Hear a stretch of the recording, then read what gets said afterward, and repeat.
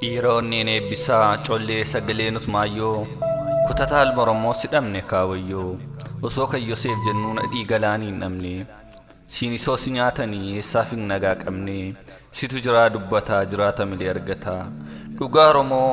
dubbachuuf ariifattaa hin jirru jettees kan rafe dammaffattaa kunoo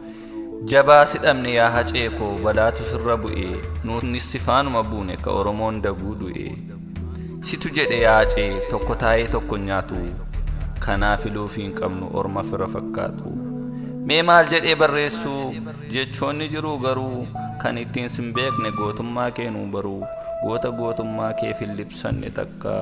kan ilaalaatti muija diinaa olakkaa umurii kee malee deessuu haadha warraa qofaatti hambiftee ati deemtus harraa Oromoon si waamaa si faarsee welluuni bakka taa'utti torkaasee iyyuuni gootummaan kee jira onnee lammii guutee nu biraa dhibdeechi nu keessaa yoom duute gumaa baasuun dhabnee aloo baasuun nagnu daandii irra jirtu yoomuu irraan magnu gara laafessa koo arjaa saba kanaa akkaataa jiruu kee dhuga baatuu tanaa Oromoon sin dagatu baraamma baraatti waamamaa jiraatta tarree goototaatti hedduu si jaallannaa haceeko nagaatti.